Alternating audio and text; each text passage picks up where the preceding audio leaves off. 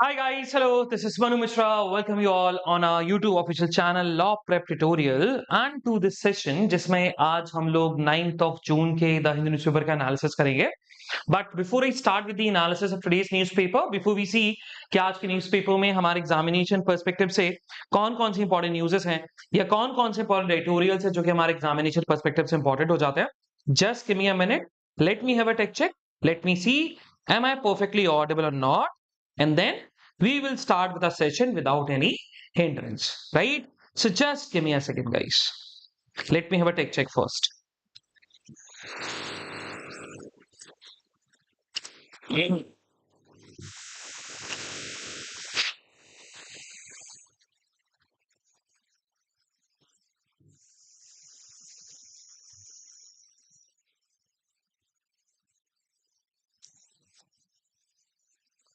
Yeah, I think seems all fine with the audibility and visibility.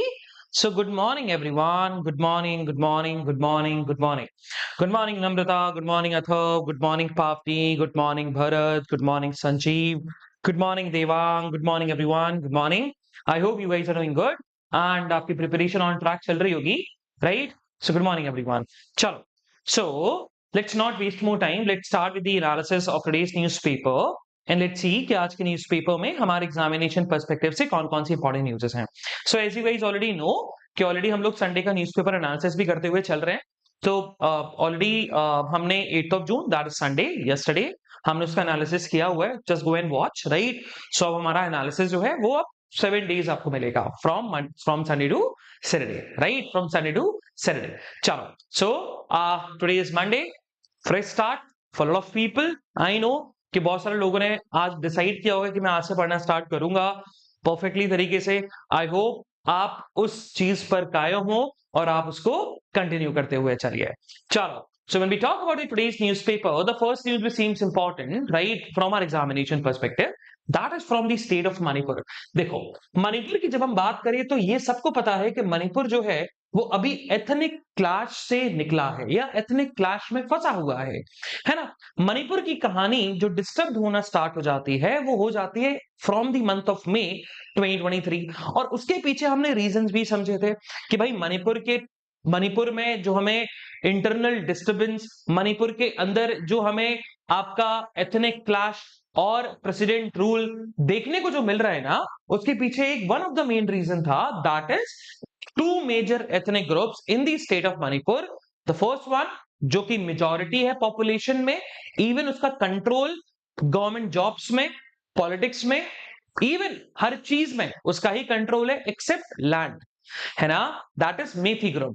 So Meitei group जो कि एक community है, एक एथनिक कम्युनिटी है, एंड देयर इज अनदर आपकी group of ethnic communities that is Kuki, Zo, Chin and even Nagas भी. अब अगर हम यहां पर बात करें तो एक तरफ मेथी अकेला और एक तरफ बाकी अदर आपके tribal group in the state of Manipur. अब इनमें मेजर दो डिफरेंसेस नजर आए इन दो कम्युनिटीज, इन दो टाइप ऑफ कम्युनिटीज के बीच में. पहला डिफरेंस जो है दैट इज अबाउट ज्योग्राफी को लेकर. ज्योग्राफी को लेकर कैसा कि अगर हम मणिपुर की बात करते हैं तो Manipur basically 10% of the geography, 10% of the land of Manipur is what is valley region, जिसको हम इम्फाल वैली बोलते हैं, जो कि सेंटर ऑफ मणिपुर में है, बिल्कुल centre of Manipur, which only constitute 10% of the what total Manipur area. और जो रिमेनिंग आपका सराउंडिंग एरिया है, that remaining 90% it's a hill region, वो हिल रीजन है. और उस हिल रीजन में, उस 90% ऑफ द एरिया में सिर्फ आपके जो मणिपुर के ट्राइबल पीपल है जो कि एसटी लिस्ट के अंदर आते हैं, डू रिमेंबर दैट, राइट? जो मणिपुर के शेड्यूल्ड ट्राइब की लिस्ट में जो ट्राइब्स आते हैं वही आपके 90% ऑफ द हिल रीजन के अंदर रह सकते हैं. They have only the power to reside in that specific 90% of the hill region, right? 90% of the hill region. और वहीं जब हम बात करें 10% ऑफ द एरिया पे, तो वो 10% ऑफ द जो एरिया है वहां पर ट्राइबल और नॉन ट्राइबल रह सकते हैं. अब पॉइंट इस बात का है कि मणिपुर में जो मणिपुर की majority of the ethnic population है that belongs to Meitei group. Meitei group को हम मणिपुरी लोग भी बोलते हैं. मेथी ग्रुप जो लैंग्वेज बोलती है, मेथी लैंग्वेज, उसको हम मणिपुरी लैंग्वेज भी बोलते हैं. तो अगर देखा जाए तो ये जो आपके मेथी कम्युनिटी ये है तो ट्राइब, बट ये शेड्यूल्ड ट्राइब के लिस्ट में नहीं आता। एंड बिकॉज ऑफ दैट, ये क्या है, बिकॉज ऑफ दैट, इस वजह से आपका Meitei community are not allowed to live और reside in 90% of the hill region in Manipur.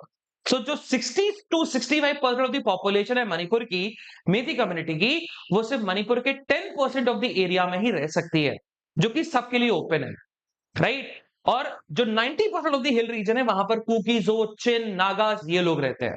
तो पहला तो ये इशू है। दूसरा ये इशू है कि मेथी कम्युनिटी हमेशा से डिमांड कर रही थी आपके एसटी लिस्ट में इंक्लूजन का, कि मेथी कम्युनिटी को भी शेड्यूल ट्राइब की लिस्ट में डाल देना चाहिए। बट मणिपुर गवर्नमेंट उस चीज को पोस्ट कर रही थी। मणिपुर गवर्नमेंट इज लाइक कि नहीं नहीं नहीं करना चाहिए। Reason being you are in the majority, you are not socially and आपका इकोनॉमिकली और even educationally backward in the state of Manipur. So basically उस बेसिस पर आपको नहीं डालना चाहिए। बट उन्होंने बताया कि देखो, अगर हमें नहीं डालोगे तो हमारा कल्चर डिप्लीट हो जाएगा, हमारा कस्टम डिप्लीट हो जाएगा, और हमारी वजह से ही मणिपुर की कल्चर और मणिपुर की आपकी आइडेंटिटी बनी हुई है ना, हमारी वजह से ही मणिपुर का कल्चर और मणिपुर की आइडेंटिटी बनी हुई है। तो इट्स वेरी मच इंपॉर्टेंट कि आप हमें एससी लिस्ट में डालिए। अब जब स्टेट गवर्नमेंट एक्सेप्ट नहीं किया, तो वो पहुंच गए कहां पर, आपके मणिपुर हाईकोर्ट, और मणिपुर हाईकोर्ट में उन्होंने पिटिशन फाइल करी regarding the inclusion of methi community into the ST list. अब पॉइंट है कि एसटी लिस्ट में इंक्लूड कौन करेगा, प्रेसिडेंट। सिर्फ प्रेसिडेंट के पास पावर है एसटी लिस्ट में इंक्लूजन का। अब पॉइंट ये है कि पूरा प्रोसेस होता है, अगर किसी कम्युनिटी को एससी लिस्ट में डालना है ना, so there is a full process. अब उसमें फुल प्रोसेस में अगर हम बात करें तो फुल प्रोसेस क्या है, तो फुल प्रोसेस की जब हम बात करते हैं, सबसे पहले जो कम्युनिटी जिस स्टेट में रह रही है ना, उस स्टेट की गवर्नमेंट, वो स्टेट गवर्नमेंट बेसिकली नोटिफाई करती है to the registrar general of India. Then registrar general of India, right, they will basically consult with a lot of organizations, then they will what, they will recommend it to what, they will recommend it to the आपका council of ministers, council of ministers basically government will frame the law, union government will frame the bill, right, और वो bill basically Lok Sabha Rajya Sabha दोनों से पास होगा, और आपका president ascent देगा, और जैसे ही प्रेसिडेंट असेंट दिया, that specific community will be included into the आपका शेड्यूल कास्ट या शेड्यूल ट्राइब लिस्ट, राइट। अब पॉइंट इस बात का है, सबसे पहला स्टेप किसको लेना है, इनिशिएट किसको करना है, स्टेट गवर्नमेंट को। क्या स्टेट गवर्नमेंट ने इनिशिएट किया, नहीं, है ना। इसलिए मणिपुर की हाईकोर्ट ने डायरेक्शन दिया, किसको, मणिपुर की स्टेट गवर्नमेंट को, जो कि उस समय N Biren Singh chief minister थे, राइट, उनको दिया कि भाई जाइए और आप प्रोसेस स्टार्ट करिए आपके मेथी कम्युनिटी को शेड्यूल ट्राइब में इंक्लूजन करने का। अब जैसे ही जब ये ऑर्डर आया मणिपुर हाईकोर्ट का, तो मणिपुर स्टेट के अंदर सबसे बड़ा डिस्ट्रिक्ट है in terms of area, area के टर्म्स में सबसे बड़ा डिस्ट्रिक्ट है जिसका नाम है चुरू चांदपुर। और चुरू चांदपुर डिस्ट्रिक्ट में जो एसटी कम्युनिटीज के लोग थे, कुकी, जो, चिन, नागाज, है ना, इन लोगों ने ना already all student tribal organization बना रखा है, all student tribal organization, because they are the tribals one, Meitei were not the tribe, they were tribals but not included into the ST list. तो ऑल स्टूडेंट ट्राइबल ऑर्गेनाइजेशन जो है, उन्होंने इस Manipur high court के direction का अपोज करते हुए सॉलिडेटरी मार्च निकाली। अब सॉलिडेटरी जब मार्च निकाल रहे थे, तो उधर से मेथी कम्युनिटी की ग्रुपिंग भी आई, है ना, वो भी बेसिकली आपका पॉलिटिकल रैली हो रही थी उनकी, और जिसके चलते उन दोनों कम्युनिटीज के बीच में क्लैश हुआ। तो मेथी एक तरफ था और एक तरफ कुकी जो चिन लोग थे, क्लैश हुआ, और उस क्लैश की वजह से पूरे मणिपुर में हमें एथनिक वायलेंस और एथनिक इरप्शन हमें देखने को मिल गया। और इसी वजह से, right, because of this reason Manipur के अंदर एथनिक क्लैश बढ़ता हुआ गया पूरे मणिपुर में, है ना, पूरे मणिपुर में। और फाइनली जब समझ में आया कि नाउ जो मणिपुर की गवर्नमेंट है is basically unable to stop this breakdown of constitutional machinery and to what, to bring, right, to basically to bring public order and peace, fail to bring public order and peace। इसके बाद क्या होता है, after that what happened, आपका Manipur state के अंदर article 356 का use करके प्रेसिडेंट रूल इंपोज कर दिया जाता है, राइट। आर्टिकल 356 का यूज करके आपका प्रेसिडेंट रूल इंपोज कर दिया जाता है। एंड उसके बाद तब से मणिपुर जो है प्रेसिडेंट रूल के अंदर है। अब जब से प्रेसिडेंट रूल के अंदर था, ध्यान सुनिएगा, जब से मणिपुर प्रेसिडेंट रूल के अंदर था, आर्टिकल 356 लगा हुआ था, मणिपुर में शांति थी। होता क्या है, मणिपुर के जो गवर्नर हैं, क्योंकि गवर्नर के पास ही रियल पावर आ जाती है जब प्रेसिडेंट रूल लगा होता है स्टेट के अंदर, तो मणिपुर के जो गवर्नर हैं, अभी भी हैं, अजय कुमार भल्ला, उन्होंने बहुत सारे जर्नलिस्ट को बुलाया। राइट, क्या पाइए, और मणिपुर की पीसफुल सिचुएशन को देखिए, ऑब्जर्व करिए, और पूरे देश और दुनिया को बताइए कि मणिपुर के क्लैशेस को, मणिपुर के वायलेंस को हमने कंट्रोल कर लिया। अब पॉइंट ये है कि जितने भी जर्नलिस्ट थे ना, उन जर्नलिस्ट को कौन गार्ड कर रहा था? Security forces. तो जितनी भी सिक्योरिटी फोर्सेस थी, राइट, सिक्योरिटी फोर्सेस के पर्सनल से, वो उनको बेसिकली पूरे मणिपुर में घुमा रहे थे, दिखा रहे थे पीसफुलनेस। एंड होता क्या है कि जिस व्हीकल से, राइट, जिस बस में जितने भी जर्नलिस्ट बैठे हुए थे, घूम रहे थे, वो बस थी किसकी? मणिपुर स्टेट ट्रांसपोर्ट की। अब मणिपुर स्टेट ट्रांसपोर्ट जो था, उस लोगों को छुपा दिया गया, उस लोगों को बंद कर दिया गया, है ना, छुपा दिया गया और फिर घुमाया गया। इससे क्या हुआ, इससे जो मेथी कम्युनिटी है, जो मेथी ऑर्गेनाइजेशन है, इससे बहुत हर्ट हो गए। उनका ये कहना है कि आपने हमारे स्टेट की डिसरिस्पेक्ट करी है। क्या छुपाने की जरूरत थी भाई? लिखा रहने देते मणिपुर स्टेट ट्रांसपोर्टेशन, बस ट्रांसपोर्टेशन, उसको छुपाने की क्या जरूरत थी? आपने छुपाया, which represents that you are disrespecting the state of Manipur। And इस वजह से क्या हुआ, इस वजह से फिर से प्रोटेस्ट होना स्टार्ट हो गए, राइट, अगेंस्ट अजय कुमार भल्ला, जो कि गवर्नर है मणिपुर के। और उनसे बेसिकली डिमांड की जाने लगी दैट आप अपोलोजाइज करिए, क्योंकि आपने डिसरिस्पेक्ट किया है स्टेट को। अब उसके बाद तब से प्रोटेस्ट हो रहे हैं, राइट। अब इतने ज्यादा वायलेंस देखने को नहीं मिल रहे जितना वायलेंस हमें 2023 और 2024 में देखने को मिला, लेकिन हाँ, एक ठीक ठाक वायलेंस हमें देखने को मिलता हुआ नजर आ रहे हैं। और इसी वायलेंस को रोकने के लिए, राइट, क्या हुआ, आपके इसी प्रोटेस्ट को रोकने के लिए एक ऑर्गेनाइजेशन है, एक मेथी कम्युनिटी को रिप्रेजेंट करने वाला वैसे मल्टीपल ऑर्गेनाइजेशंस है, but there is one organisation Manipur, Manipur के अंदर मेथी कम्युनिटी को रिप्रेजेंट करता है, that is Arambai Tenggol, right, लिखा है ना, Arambai Tenggol. Let me just zoom in तो आपको क्लियर होगा, यहां पर देखिए, राइट।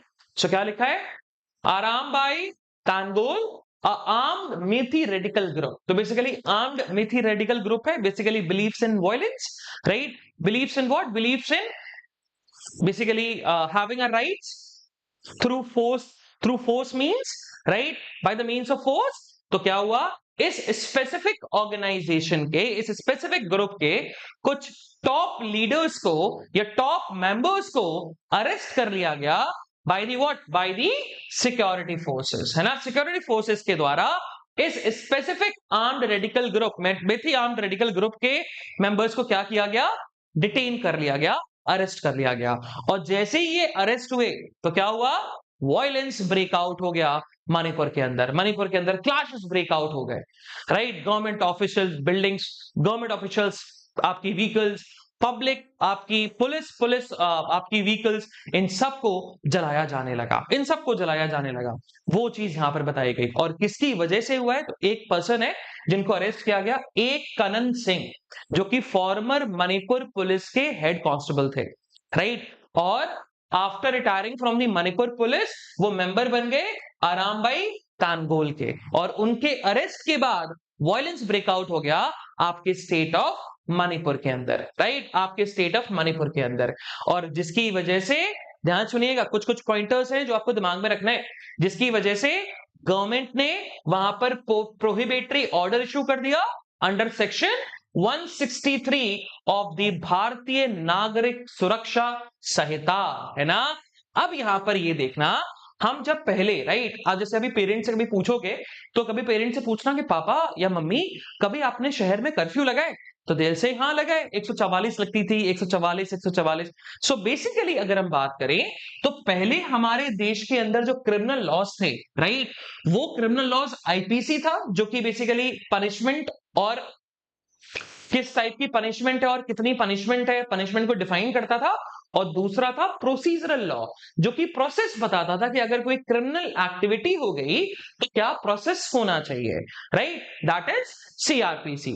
तो section 144 of CRPC, right, section 144 of the CrPC बात करता था आपका किसका, अनलॉफुल असेंबली का। क्या 5 या 5 से ज्यादा लोग एक साथ इकट्ठा नहीं हो सकते पब्लिक स्पेस पर, राइट। लेकिन अब सीआरपीसी एक्टिव है क्या, अब सीआरपीसी तो नहीं है, सीआरपीसी की जगह क्या आ गया, सीआरपीसी वाज रिप्लेस्ड बाय आपका भारतीय नागरिक सुरक्षा संहिता, है ना। CrPC was replaced by BNS और आईपीसी वाज रिप्लेस्ड बाय भारतीय नागरिक संहिता, राइट, सॉरी बीएसएस, है ना। तो अब सेक्शन 144 जो था वो किससे रिप्लेस्ड हो गया, सेक्शन 163 से। सेक्शन 163 ऑफ दी बीएनएसएस, भारतीय नागरिक सुरक्षा संहिता, भारतीय नागरिक सुरक्षा संहिता। क्लियर, चलो आई होप आपको ये चीज क्लियर होगा। प्रोहिबिटरी ऑर्डर का मतलब यही होता है बेटा, प्रोहिबिटरी ऑर्डर का मतलब कि 5 या 5 से ज्यादा लोग इकट्ठा नहीं हो सकते, राइट, नहीं हो सकते। क्लियर, ये चीज यहां पर बताएगी। अब थोड़ा सा और आगे बढ़ोगे तो आगे यहां पर क्या स्टेट किया गया है, that is this specific methi armed group, आपका ऑर्गेनाइजेशन या ग्रुप, दैट इज आराम भाई तंगोल, ये बेसिकली प्रोमिनेंस में आया था। इसका बहुत बड़ा इन्वॉल्वमेंट है आपका, जब मेथी और कुकी जो कम्युनिटीज के बीच में एथनिक कॉन्फ्लिक्ट बढ़ गया था मई 2023 में। बहुत बड़ा हाथ है इसका, बहुत बड़ा हाथ है इस ऑर्गेनाइजेशन का। वायलेंस जो अकर हुआ मणिपुर स्टेट के अंदर, उसमें इसका बहुत, इस ऑर्गेनाइजेशन का बहुत बड़ा हाथ है, ये चीज यहां पर बताई गई है। क्लियर, अब आगे बढ़ते हैं, है ना, मूविंग फर्दर। अब यहां पर एक चीज थोड़ा सा दिमाग से पढ़ना भी, राइट, जो मैंने आपको बताया भी था यहां पर, दैट इज कि मणिपुर वॉज रिलेटिवली काम, बहुत शांत था Manipur, Manipur state was relatively काम जब प्रेसिडेंट रूल इंपोज हुआ था। प्रेसिडेंट रूल कहां डिफाइंड है, आर्टिकल 356, जिसको हम स्टेट इमरजेंसी भी बोलते हैं। Clear, on February 13 Imphal valley descend into chaos over the alleged disrespect of Manipur by security personnel on May 20। तो जब May 20 पर, May 20 को बाय दी मेथी ग्रुप ये एलिज किया गया कि सिक्योरिटी पर्सनल से मणिपुर स्टेट को डिसरिस्पेक्ट किया है, तब से आपका हमें वायलेंस इरप्ट या फिर क्योस हमें देखने को मिल रहा है, क्योस हमें देखने को मिल रहा है मणिपुर स्टेट के अंदर। क्लियर, मणिपुर स्टेट के अंदर। चलो, सो गाइस दिस इज, है ना, this is the news about the Manipur. I hope आपको मणिपुर को लेकर फिर से रिवाइज हो गया हो, है ना। और आज आपका टास्क होना चाहिए कि आप मणिपुर इशू को ढंग से रिवाइज करोगे।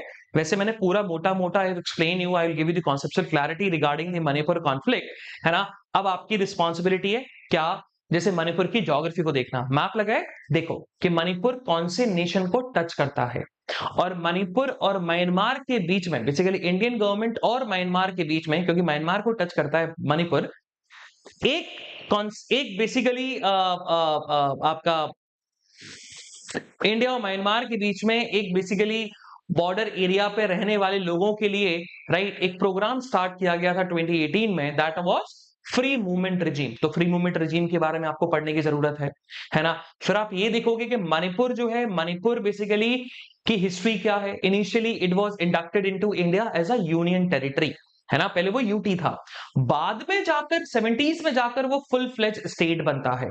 तो ये दिमाग में रखना कि यूटी की तरह वो इंक्लूड हुआ और 1970 में जाकर वो फुल फ्लेज स्टेट बना, राइट, फुल फ्लेज स्टेट बना। उससे पहले वो यूनियन टेरिटरी की तरह ही ट्रीट किया जाता था। तो ये चीज थोड़ा सा दिमाग में रखा करिए। चलो आगे बढ़ते हैं, moving further now on the next news, and the next news is about what, our external affairs minister, right, S Jaishankar. अब अगर हम यहां पर बात करें तो हमारे जो फॉरेन अफेयर्स मिनिस्टर हैं, एक्सटर्नल अफेयर मिनिस्टर हैं एस जयशंकर साहब, वो बेसिकली फ्रांस और बेल्जियम की विजिट पे जाने वाले हैं। और देखा जाए तो जयशंकर साहब इस महीने, राइट, विद इन दिस आपका आपका month, with in this month, right, in the May और द जून मंथ, राइट, उन्होंने ना बहुत बार विजिट कर लिया है यूरोप की बहुत बार विजिट कर चुके हैं। अब ये यूरोप की बहुत बार विजिट क्यों कर रहे हैं, बेसिकली गवर्नमेंट ऑफ इंडिया ने जो डिप्लोमेटिक आउटरीच प्रोग्राम स्टार्ट किया, जिसमें इंडियन गवर्नमेंट अपना केस प्रेजेंट करेगा पहलगांव अटैक को लेकर, और बताएगा कि Pakistan is a perpetrator, Pakistan is a safe haven nation for terrorist organisations और वो टेररिज्म को एज अ वेपन यूज करता है, राइट। तो इस सब चीजों के लिए ये सारा प्रोग्राम चल रहा है, डिप्लोमेटिक आउटरीच प्रोग्राम चल रहा है। इसीलिए आप शशि थरूर को आप यूएस में देख रहे हो, बैजंत पांडा को आप यूएस में देख रहे हो, राइट। इवन आपका आनंद शर्मा। तो दीज आर द पीपल जो कि बेसिकली अपोजिशन पॉलिटिकल पार्टीज के मेंबर ऑफ पार्लियामेंट। अभिषेक बैनर्जी तो इवन रूलिंग गवर्नमेंट के भी मेंबर ऑफ पार्लियामेंट है, ऐसा नहीं है, बट अपोजिशन की भी रूलिंग अपोजिशन पार्टीज के भी मेंबर ऑफ पार्लियामेंट है, जो कि इंडिया के केस को रिप्रेजेंट कर रहे हैं आपके फॉरेन नेशंस में, राइट। और it's about what, it's a diplomatic outreach program what against Pakistan perpetrating terrorism, right. that is basically India का अभी डिप्लोमेटिक प्रोग्राम पूरा फोकस उस पे ही है। अब अगर हम बात करें जयशंकर साहब, हमारे again very very one of the most prominent external affairs minister in the India's history, right. वो यूरोप की विजिट पे जा रहे हैं, फ्रांस और बेल्जियम। पॉइंट ये राइज होता है कि चलो फ्रांस हमें समझ में आता है क्योंकि फ्रांस के साथ हमारे अच्छे रिलेशंस होने भी चाहिए, बट व्हाई बेल्जियम? बेल्जियम क्यों? बेल्जियम चलो ठीक है, नेशन है, no doubt in that, not that much a bigger nation और very impactful nation कि उसके बोलने से इंडिया पे बहुत फर्क पड़ेगा। बट जब हम बात करते हैं तो बेल्जियम की जो कैपिटल है ब्रुसेल्स, ब्रुसेल्स के अंदर एक हेडक्वार्टर है, और वो हेडक्वार्टर किसका है? यूरोपियन यूनियन का। So European Union, right, European Union का जो हेडक्वार्टर है, जहां पर यूरोपियन पार्लियामेंट भी है और यूरोपियन कमीशन भी है, दोनों, राइट, दोनों जगह हमारे एक्सटर्नल अफेयर मिनिस्टर जयशंकर साहब इंडिया को रिप्रेजेंट करेंगे, यूरोपियन कमीशन और यूरोपियन पार्लियामेंट में, राइट। तो basically European Union, right, European union में इंडिया का केस लेके जा रहे हैं हमारे एक्सटर्नल अफेयर्स मिनिस्टर जयशंकर साहब, और ऊपर से फ्रांस भी जाएंगे। फ्रांस जाने के पीछे उनका एक बहुत one of the main agenda है, वो मेन एजेंडा बेसिकली लिंक्ड है 2023 में जब G20 की समिट हुई थी इंडिया के अंदर, और उसमें क्लियरली एक प्रॉपर कॉरिडोर बनाने की बात की गई थी, that is India Middle East Europe, right, आपका corridor, Europe economic corridor, IMEC, India Middle East what, Europe economic corridor, है ना। तो उसमें फ्रांस का एक बहुत बड़ा इन्वॉल्वमेंट है, तो वो अपन देखते हुए चलेंगे, ठीक है। चलिए, तो सबसे पहले before we basically understand this news, हम कुछ चीजें कर लेते हैं, हम कुछ चीजें बैकग्राउंड में कर लेते हैं, तो वो हमारे लिए अंडरस्टैंडेबल रहेगा, राइट, और इजी टू बेसिकली रीड होगा इस स्पेसिफिक न्यूज को पढ़ना। सबसे पहले हमें जो पढ़ना है that is about what, that is about the European Union के बारे में, राइट, क्योंकि European Union is something which is one of the most prominent organization in the world, right. अगर हम बात करें तो यूनाइटेड नेशन के बाद अगर मेरे हिसाब से कोई प्रोमिनेंट ऑर्गेनाइजेशन दिमाग में आता है तो वो यूरोपियन यूनियन है ना। और यूरोपियन यूनियन की बात करते हैं तो किस तरीके का यूनियन है ये?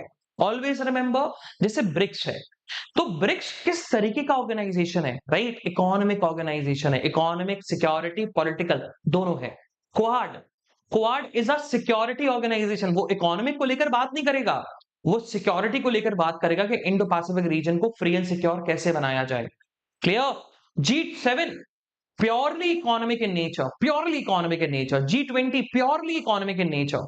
लेकिन जब हम यूरोपियन यूनियन की बात करते हैं तो यूरोपियन यूनियन पॉलिटिकल एंड आपका इकोनॉमिक यूनियन है, right. It is a what, it is a political, always remember, her union का ना, हर ऑर्गेनाइजेशन का ना एक पर्पस होता है, तो ये पॉलिटिकल एंड व्हाट आपका इकोनॉमिक ऑर्गेनाइजेशन, राइट, ऑर्गेनाइजेशन। और अगर हम इस यूरोपियन यूनियन की बात करते हैं तो European union has a total of how many members? 27 members, right, 27 members हैं। और हमेशा याद रखना कि एक मेंबर, पहले 28 थे लेकिन ब्रिटेन एग्जिट कर गया, जिसको हम ब्रेक्जिट बोलते हैं, ऑलवेज रिमेंबर, है ना।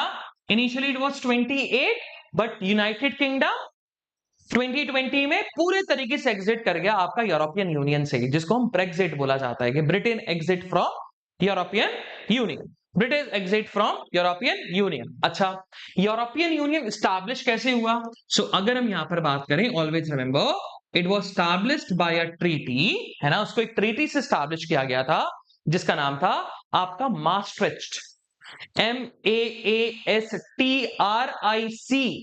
मास्ट्रिच्ट ट्रीटी।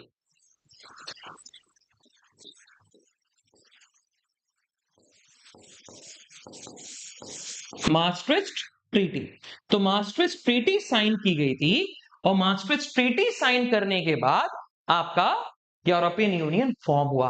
अब यूरोपियन, ये ट्रीटी कब साइन हुई? ये ट्रीटी साइन होती है 1993 में। अच्छा, तुम्हारे दिमाग में आ रहा होगा सर 1993 के पहले यूरोपियन यूनियन नहीं था क्या?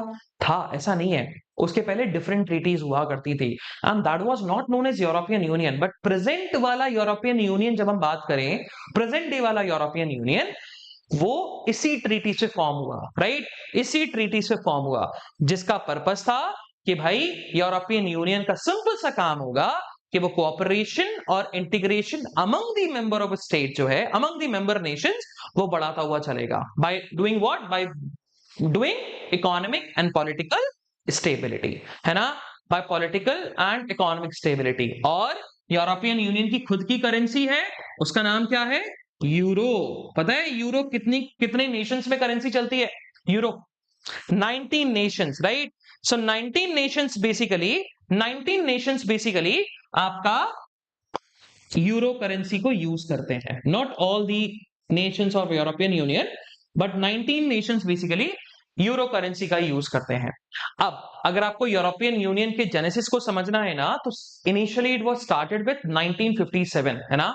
तो अगर हम इसके जेनेसिस की बात करें, जेनेसिस मतलब ओरिजिन की बात करें, तो इसका ओरिजिन आप ट्रेस कर सकते हो कब से? 1957 से, राइट? 1957 से, जब यूरोपियन यूनियन ने क्या किया था? यूरोपियन इकोनॉमिक कम्युनिटी फॉर्म करी थी, right? European economic community, European economic community, ठीक है? जब ये फॉर्म हुई, उसके बाद फिर बहुत सारे चेंजेस आए, बट फाइनली आज का जो हम यूरोपियन यूनियन देखते हैं, वो इस ट्रीटी के थ्रू देखते हैं, Maastricht, right? Maastricht basically, Maastricht treaty sign in the year of 1993, 1993, ठीक है? अच्छा, यूरो करेंसी पता कब इंट्रोड्यूस हुई? Euro currency was introduced in 1999,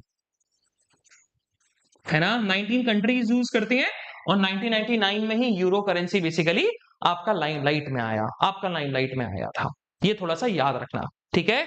ये थोड़ा सा याद रखिएगा, क्लियर?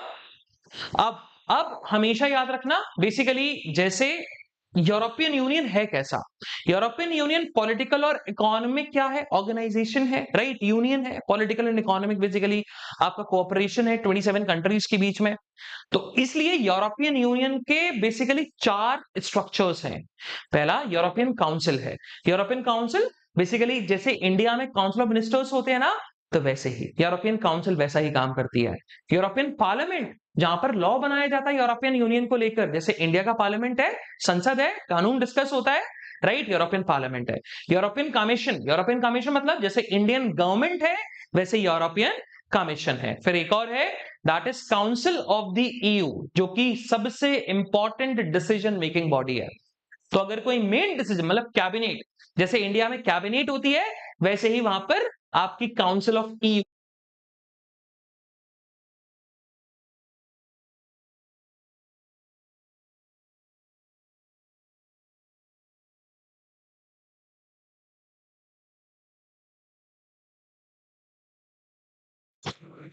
क्या? हाँ, तो जैसे जैसे यूरोपियन काउंसिल है, European council is like a what? Council of ministers. Council of ministers क्या होते हैं इंडिया के अंदर? They have the power but not that much power.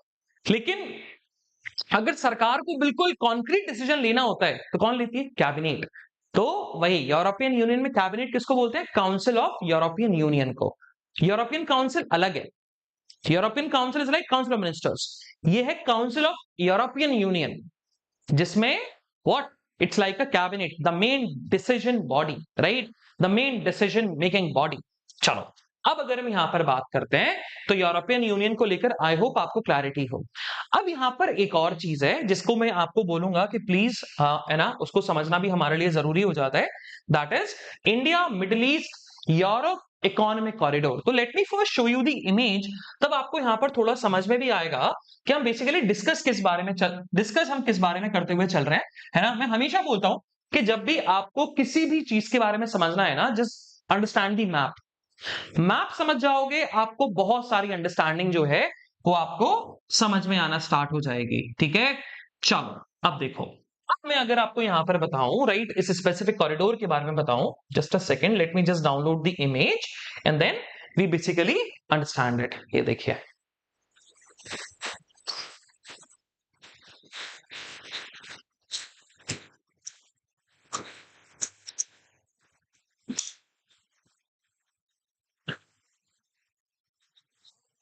just a second guys, let me have this image first and then I'll explain you in a very simple way what this economic corridor consists of। और इसमें basically दो सब corridors हैं, right, एक north corridor है और एक आपका ईस्ट कॉरिडोर है। तो वो सब हम आपको समझते हुए चलेंगे कि बेसिकली क्या है और इसका मेन पर्पस क्या है। क्लियर, इसका मेन पर्पस क्या है। चलो हो जा भाई।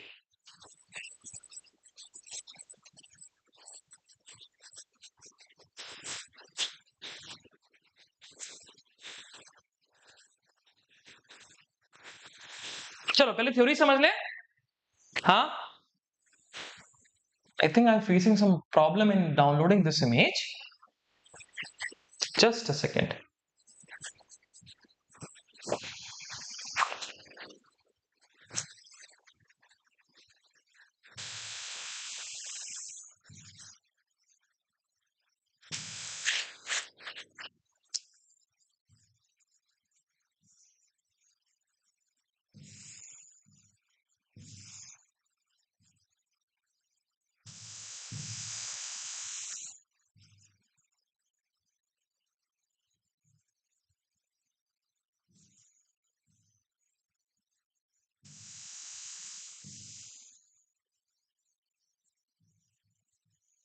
Just a second, guys.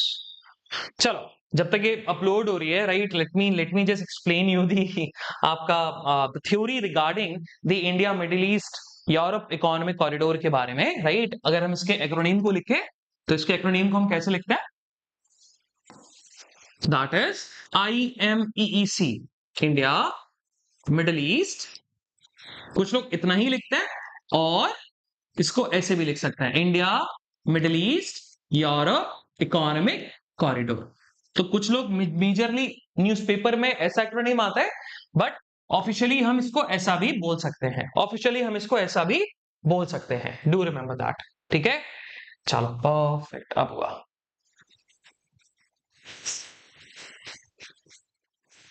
Perfect आ गया। अब late me just show you कि क्या है ये कॉरिडोर, तब आपको समझ में आना स्टार्ट आ जाएगा। देखिए, अगर हम इस स्पेसिफिक कॉरिडोर की बात करें, इस स्पेसिफिक कॉरिडोर का अपना ही सिग्निफिकेंस है। और ये कॉरिडोर बेसिकली कहीं ना कहीं चाइना के वन बेल्ट वन रोड, या जिसको हम बेल्ट एंड रोड इनिशिएटिव बोल सकते हैं, उसको काउंटर करने के लिए आया ऑन द यूरोपियन साइड पे, है ना, ऑन द यूरोपियन साइड पे। So here you can simply see, right, here you can simply see कि ये कॉरिडोर है कैसा। अगर आप यहां पर देखोगे, राइट, अगर आप यहां पर ऑब्जर्व करोगे, so this is what India is.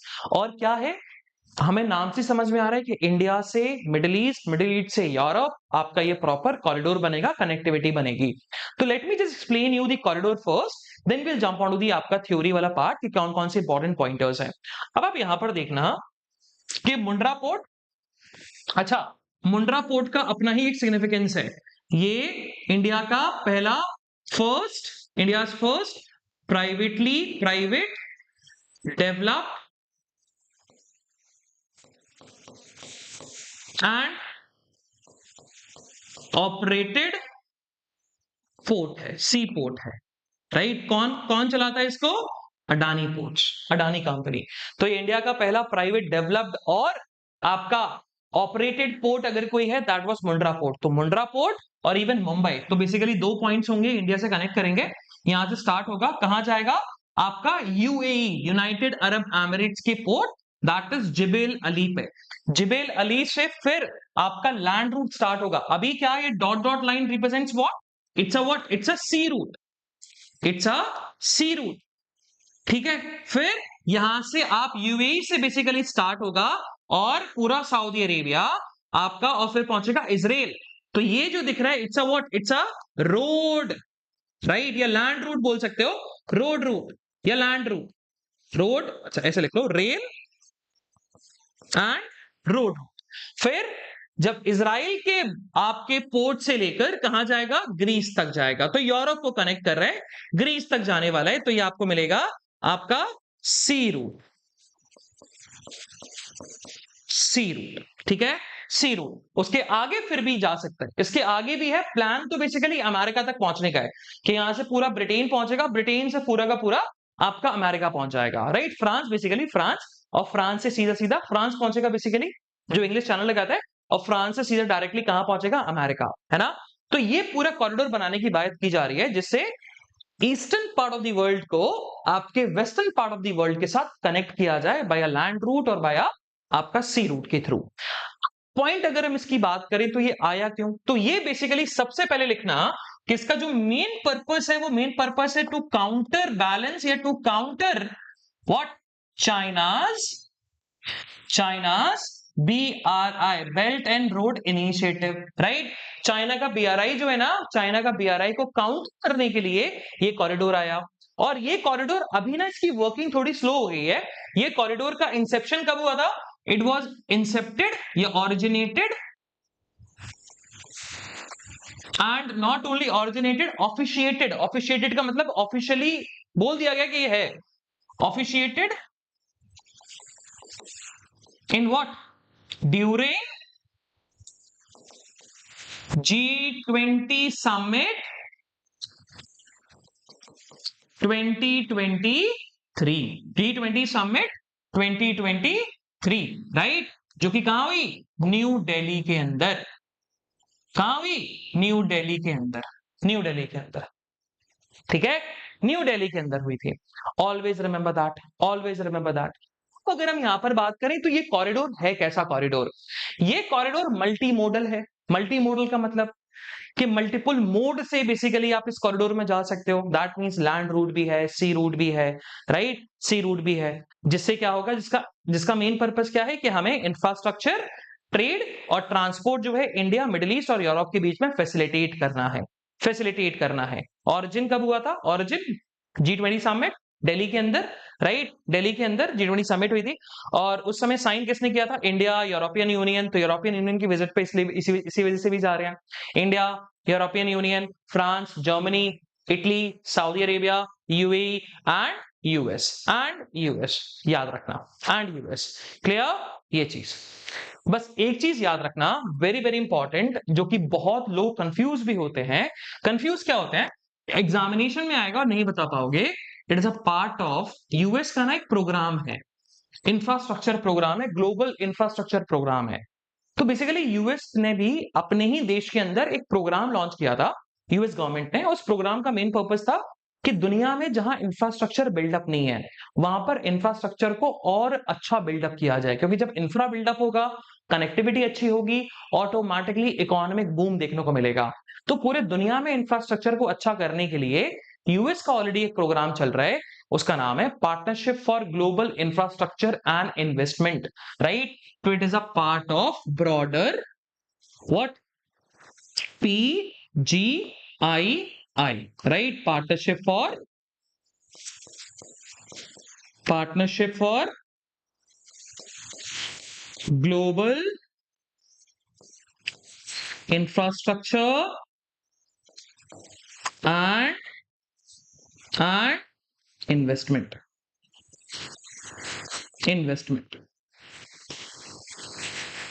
ठीक है, एंड इन्वेस्टमेंट, ये है PGII, जो कि इंसेप्ट कब हुआ था, 2021 में, है ना। तो इसका इंसेप्शन क्या है, 2021 का है, 2021 में ये इंसेप्ट हुआ था आपका G7 समिट के दौरान। तो ये प्रोग्राम आया G20 पे, और ये PGGI आया था आपका जब G7 समिट चली थी। और अभी की G7 समिट कहां होने वाली है, कनाडा, इंडिया जा रहा है as a special guest, yes, as a special invitee. और कहां हुआ था ये G7 समिट उस समय 2021 में, यूनाइटेड किंगडम में, ये थोड़ा सा दिमाग में रखना. If you want to take a screenshot, you can just take a screenshot and then we can move forward. We can move further with the news. I hope clear है. Clear, perfect. चलो अब अगर हम यहां पर बात करते हैं, अब हम देखेंगे न्यूज को. अब न्यूज तुम्हें एक बार में क्लियर होगी, बिल्कुल एक बार में क्लियर हो जाएगी. क्या है, देखिए, Jaishankar to step up diplomatic push on a week long visit to France and Belgium. It's clearly state that our external affairs minister S. Jaishankar is on a week long visit to Europe. And in which part of Europe? In France and in Belgium. France क्यों, ध्यान रखना, France इसलिए क्योंकि France हमारा बहुत, एक तो defence में हमारा बहुत ज्यादा पार्टनर है, पहला, और दूसरा फ्रांस में एक पोर्ट है जिसको बोलते हैं आपका कौन सा port, that is port of Marcel. और वो मार्सेल पोर्ट जो है, it is a part of India Middle East Europe economic corridor. इस वजह से तो फ्रांस की विजिट है ये. और जब हम बेल्जियम जाने की बात पूछें तो बेल्जियम क्यों जाना है, यूरोपियन यूनियन के चक्कर में, क्योंकि यूरोपियन यूनियन रिप्रेजेंट करता है यूरोप के 27 कंट्रीज को. तो अगर हमने यूरोपियन यूनियन को अगर कन्विंस कर दिया कि आप इंडिया का सपोर्ट करो अगेंस्ट पाकिस्तान, तो आप 27 कंट्रीज का सपोर्ट लेके आ रहे हो जो कि यूरोप की कंट्रीज हैं, स्पेसिफिकली वेस्टर्न यूरोप की कंट्रीज हैं, राइट. सो इसका ये बेसिकली विजिट का ये पर्पस है. तो वही यहां पर बताया गया, देखो, external affair minister A Jaishankar left on Sunday for a week-long visit to France and Belgium, where he will meet with his counterpart. वो अपने काउंटरपार्ट से मिलेंगे. आपके फ्रांस के जो फॉरेन मिनिस्टर हैं उनसे मुलाकात होगी, और बेल्जियम में जो यूरोपियन यूनियन यूरोपियन कमीशन है वहां से मुलाकात होगी. तो यूरोपियन यूनियन, यूरोपियन पार्लियामेंट, जिसका हेडक्वार्टर आपका ब्रुसेल्स में है. और देखा जाए ये उनकी थर्ड विजिट है यूरोप की in the past few months. और ये बेसिकली ये विजिट पार्ट भी होगा गवर्नमेंट के एफर्ट का जो स्टेप अप कर रहे हैं diplomatic engagement post operation Sindoor to garner support for India's fight against terrorism, right. अब अगर हम यहां पर बात करें तो ये जो विजिट है आपके एक्सटर्नल अफेयर मिनिस्टर की, ये एक्सपेक्टेड है कि ये रिलेशनशिप को और स्ट्रेंथन करेगा, है ना, फ्रेंडली रिलेशनशिप को और स्ट्रेंथन करेगा विद यूरोपियन यूनियन, फ्रांस और as well as Belgium, right, as well as Belgium. अब अगर हम बात करें तो एक पोर्ट है दैट इज मार्सेल, है ना. अगर तुम लोग अगर फुटबॉल में इंटरेस्ट दिखाते हो तो basically there are lot of leagues. जैसे आईपीएल होता है ना, तो आईपीएल इंडिया का क्रिकेट लीग है, वैसे पाकिस्तान का पीकी है, आपका पीसीएल है, पाकिस्तान क्रिकेट लीग, राइट. वैसे ही ऑस्ट्रेलिया का बिग बैश है, वेस्ट इंडीज का कैरेबियन क्रिकेट लीग है ना, साउथ अफ्रीका का भी अपना अलग क्रिकेट लीग है. तो वैसे ही ना फुटबॉल में लीग्स होते हैं. तो जैसे आपका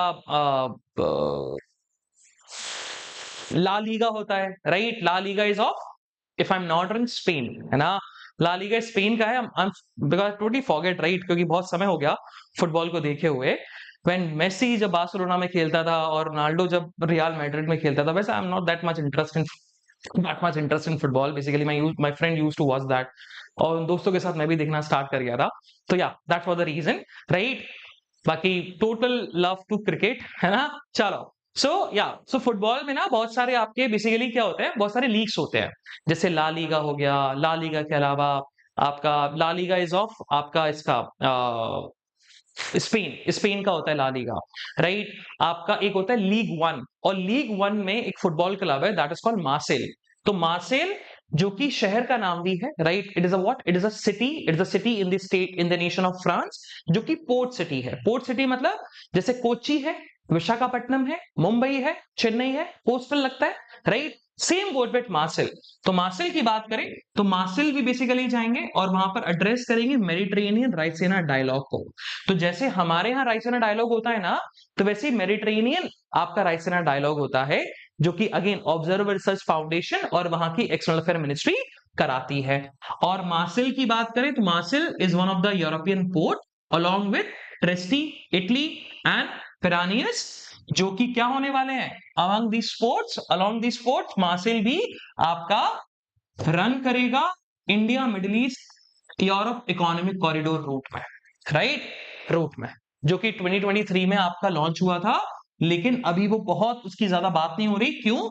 इजराइल गाजा कॉन्फ्लिक्ट के चलते. क्योंकि मिडिल ईस्ट के अंदर ऑलरेडी इजराइल गाजा कॉन्फ्लिक्ट चल रहा है, तो उसके चलते बहुत ज्यादा हमें कॉन्फ्लिक्ट देखने को मिल जाता है। क्लियर? और तब से India Middle East Europe economic corridor पे इतना काम नहीं हो पा रहा। चलो आगे बढ़ते हैं, नेक्स्ट वन देखेंगे क्या है। चलिए, चलो आई होप ये दो न्यूज़ेस आपको क्लियर हैं। अब आगे बढ़ो, ठीक है? और ऐसा कुछ न्यूज नहीं है, स्टेट न्यूज नहीं डिस्कस करना है, नहीं पढ़ना है। आगे बढ़ते हुए चलिए all about politics, right? Politics है नहीं, I always stated smart study something is very much crucial, right? हमें हमेशा लगता है कि ये भी इंपॉर्टेंट है, ये भी आ सकता है, ये भी आ सकता है, बट अगेन राइट, ये चीजें हमें दिमाग से निकालनी पड़ेंगी। अगर वो इंपॉर्टेंट होगा फ्रंट पेज पे आएगा और लगातार आएगा। स्टेट पेज पे आने की जरूरत नहीं है। अगर स्टेट पेज पे आ रहा है that means it's a state specific news, right? और ऐसा नहीं है कि स्टेट स्पेसिफिक न्यूज इंपॉर्टेंट नहीं होती, sometimes it's crucial, sometimes is important. तो जब इंपॉर्टेंट होगी तो हम कवर करेंगे, but majority of the time state news में आपको पॉलिटिकल और लोकल न्यूज़ेस मिलती हैं जो कि आपके एग्जामिनेशन में कभी नहीं पूछा जाता। Clear? So we directly move on to the national news. तो कांग्रेस का वही स्टेटमेंट कि president rule made no difference to Manipur, के प्रेसिडेंट रूल्स के चक्कर में कोई भी मणिपुर के अंदर अंतर नहीं आया, वायलेंस अभी भी हो रहा है। अब यहां पर पढ़िए, तो ये थोड़ा सा एक इंटरेस्टिंग न्यूज है। आप दिल्ली के अंदर देखते हो तो दिल्ली के अंदर डिमोलिशन ड्राइव चलती है।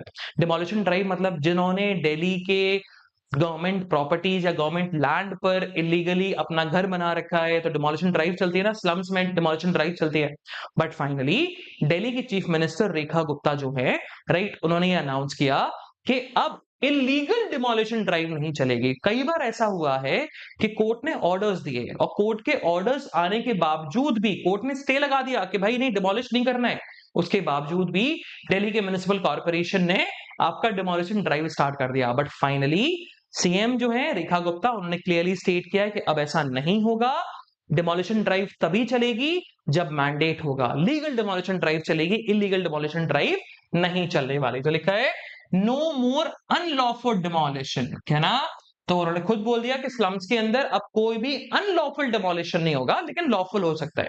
तो अगर कोर्ट ने ऑर्डर दिया यहां पे डिमोलिश कर सकते हो, so we can do demolition drive, we can start the demolition drive. If court has basically stayed and even deny कि नहीं करना है, तो फिर हम बिल्कुल भी टच नहीं करेंगे, है ना?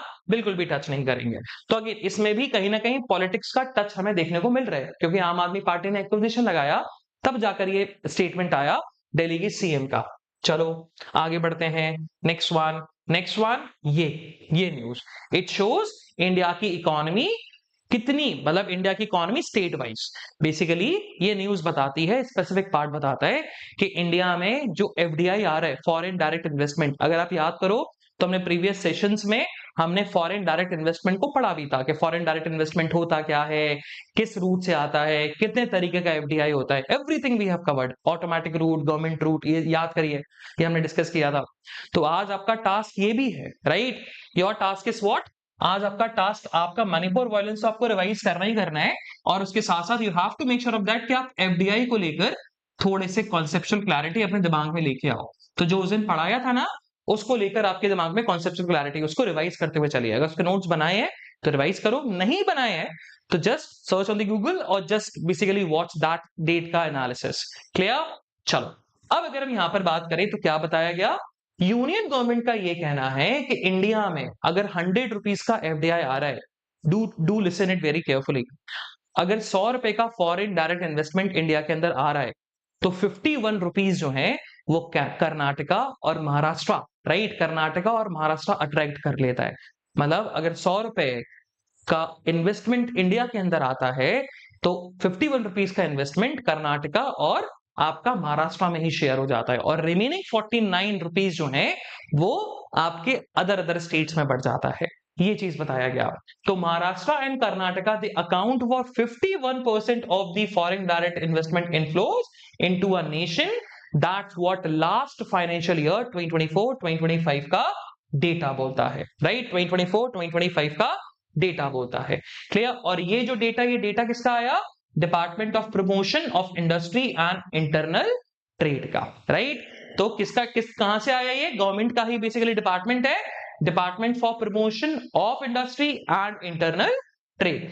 अब महाराष्ट्र को सबसे ज्यादा मैक्सिमम एफडीआई मिला है विथ $19.6 बिलियन का। How much? $19.6 बिलियन का, which account 31% of the India's total FDI, right. और वहीं कर्नाटका को कितना एफडीआई मिला? $6.62 billion, which accounts for what? Which accounts for आपका 20% of the India's FDI, right, India's FDI. वहीं टू स्टेट, महाराष्ट्र कर्नाटक के बाद दिल्ली आता है, दिल्ली में कितना? $6 billion, Gujarat $5.71 billion, Tamil Nadu $3.68 billion, Haryana $3.14 billion and Telangana $3 billion, $3 billion.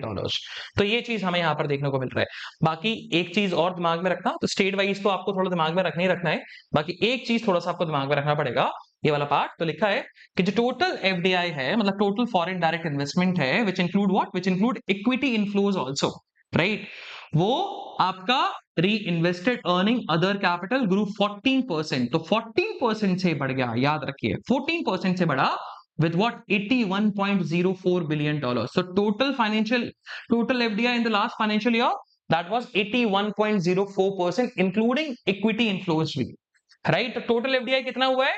81.04%, which shows the increment of what? Increment of 14%, right? 14%। और 2023-2024 का कितना था? $71.3 बिलियन, और लास्ट फाइनेंशियल ईयर का 81, कितना परसेंट? 14%, 14% बेसिकली हमें एफडीआई में ग्रोथ देखने को मिली है। क्लियर? चलो आगे बढ़ते हैं, नेक्स्ट वन देखेंगे क्या है। moving further again on the national news. So when we talk about the national news, थोड़ा सा हम आगे बढ़ेंगे, right? पॉलिटिकल न्यूज़ है, क्योंकि इलेक्शंस बेसिकली हमें देखने को मिल रहे हैं। आप देखो तो इलेक्शंस अभी ना आने वाले हैं। इलेक्शंस आप देखोगे बिहार में इलेक्शंस है, बिहार के अलावा इलेक्शंस तमिलनाडु में इलेक्शंस है, तमिलनाडु में नेक्स्ट ईयर इलेक्शंस है, बिहार में भी अभी लेटर दिस ईयर इलेक्शंस होने वाले हैं, है ना। तब ये साल एंड होगा, तब इलेक्शंस हमें देखने को मिलेंगे बिहार के अंदर भी। तो इलेक्शंस आ रहे हैं, तो बहुत सारे पॉलिटिकल न्यूज़ हमें देखने को मिलती हैं, तो इस वजह से नहीं नजर डालनी है। Now on the next state page, next national news page क्या है? इट्स अबाउट दी कोविड-19 के केसेस को लेकर। तो यहां पर बताया गया कि अराउंड कोविड-19 के केसेस मेनली मोस्टली माइल्ड है, मतलब मोस्टली माइल्ड मतलब नॉर्मल है, राइट। कोविड हो गया but again not that much के कुछ काम ही नहीं कर पा रहे और डेडली है, नहीं, माइल्ड है, राइट। और ये ऑफिशियल्स ने बताया टोटल कोविड-19 के केसेस कितने हो चुके हैं इस ईयर? 6132, 6132 टोटल आपके केसेस हो सके हैं कोविड-19 के। वही शुभांशु शुक्ला, तो कल एक्सियम 4 मिशन जो है वो जाने वाला है ना, axiom 4 mission international space station में, और उसके पायलट कौन है? शुभांशु शुक्ला, जो इंडिया के पहले एस्ट्रोनॉट होंगे जो इंटरनेशनल स्पेस स्टेशन जाएंगे, और पहले इंडियन एस्ट्रोनॉट है into the space, what, in 41 years. तो 41 इयर्स में पहले Indian astronaut, right, Sudhanshu Shukla, right. और पहले Indian into the international space station, वो तो होंगे ही होंगे। लेकिन आप बोलोगे sir Sunita Williams Indian origin की है, इंडियन नहीं है। कल्पना चावला इंडियन ऑरिजिन की थी, इंडियन नहीं थी। Do keep this in mind.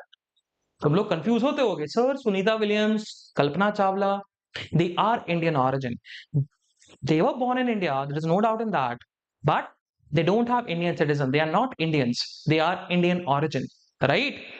चलो, तो भाई लिखा है extremely fortunate to be the part of space mission, says Shukla, right? says Shukla, right? तो सुधांशु शुक्ला ने खुद बोला कि I'm very much excited that I'm the pilot and the part of Axiom 4 mission, right?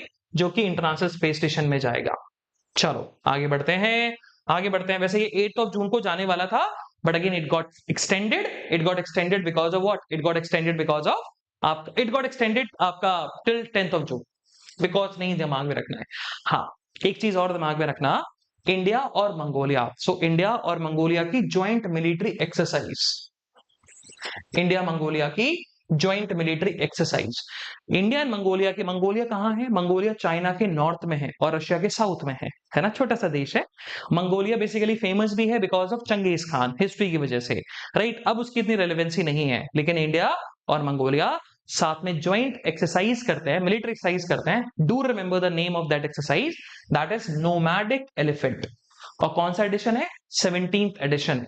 तो 17th edition of India Mongolia joint military exercise, that is nomadic elephant, basically क्या हो गया आपका?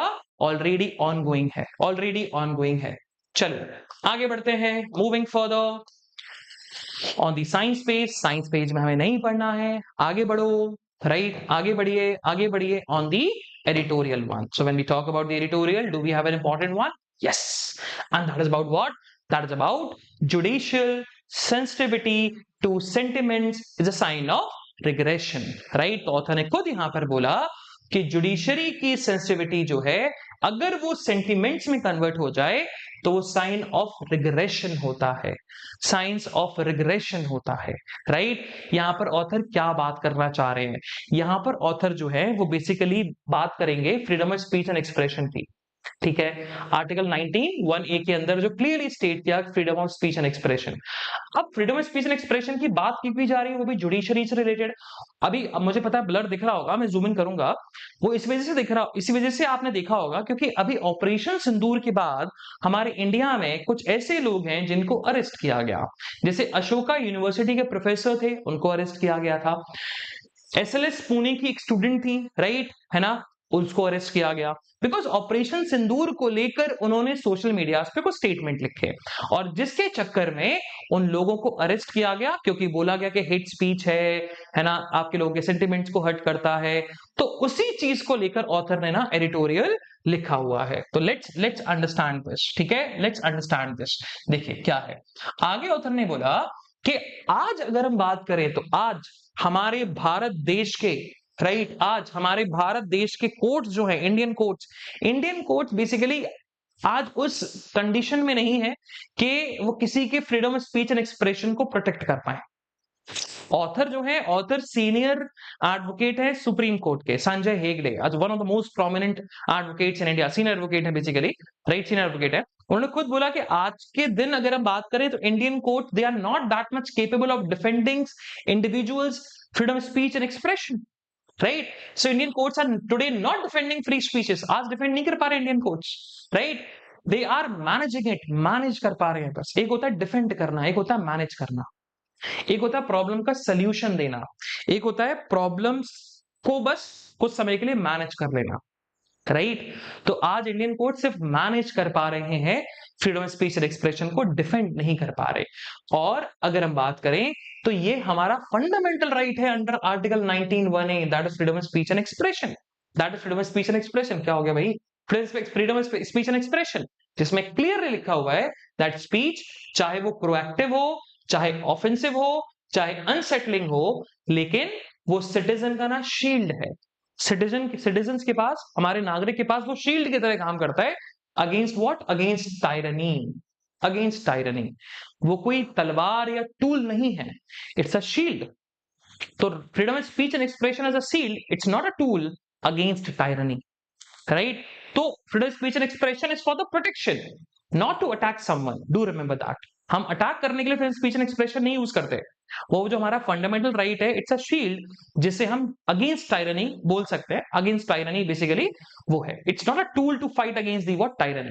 अब आगे ऑथर ने बोला कि अगर हम अपने डेमोक्रेसी की बात करें तो आज की जुडिशरी जो है वो बेसिकली क्या, आज के judiciary now increasing resembles an arbiter of decorum, demanding apologies in what, in the difference in the name of civility, sensitivity, national pride।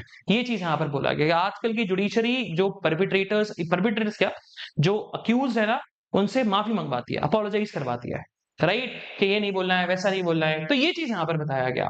और आज के दिन जो नया टायरनी है ना, वो है लेस सेंटिमेंट्स, आउटरीच और लोएस्ट टॉलरेंस डेमोन्स्ट्रेटर्स, राइट। तो आज की टायरनी, लोगों की जो सेंटिमेंट्स हर्ट हो जाते हैं किसी के बोलने पर, अरे तो अगर आप मेरे बोलने पर आपके अगर सेंटिमेंट्स हर्ट हो रहे हैं, सो दैट डजंट मीन कि मैंने अपने fundamental right, fundamental freedom of speech and expression को आपका क्या किया, आपका उसके बहुत रिग्रेसिवली यूज कर लिया। दैट डजंट मीन, मैं हो सकता है कि मैं ये बोलूं कि यार इंडिया में इकोनॉमिक ग्रोथ जिस लेवल पे होनी चाहिए थी उस लेवल पे नहीं हो रही, और अगर ये स्टेटमेंट सुनकर अगर कोई गवर्नमेंट का इंसान दुखी हो जाए, सो दैट डजंट मीन कि मैंने कुछ गलत बोला है, मैंने अपना फंडामेंटल राइट का यूज किया।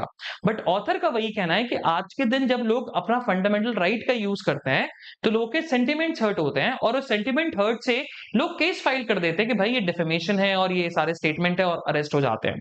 तो सेंटिमेंट्स लोगों के बहुत जल्दी हर्ट हो रहे हैं, बहुत लोग जल्दी आउटरेज हो जाते हैं, और लोएस्ट टॉलरेंस हमें देखने को मिलता है आज के समाज में, आज की सोसाइटी में। ऑथर ने ऑथर ने स्टार्ट किया, let's start with an example.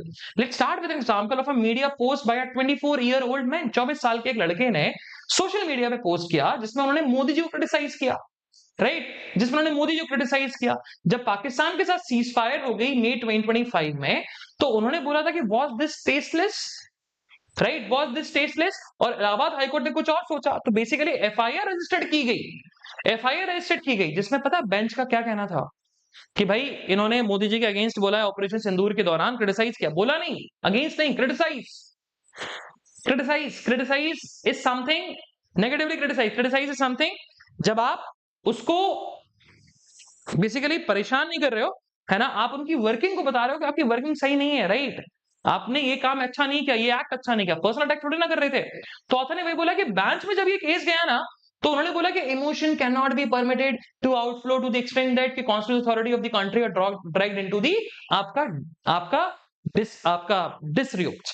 Court ने पता क्या बोला उस केस में? अब इसमें freedom of speech and expression का वायलेशन था क्या? नहीं, उसने बल्कि अपने freedom of speech and expression use किया और मोदी जी को क्रिटिसाइज किया। कर सकते हैं, मैं भी कर सकता हूं, आप भी कर सकते हो, इस देश का हर नागरिक कर सकता है।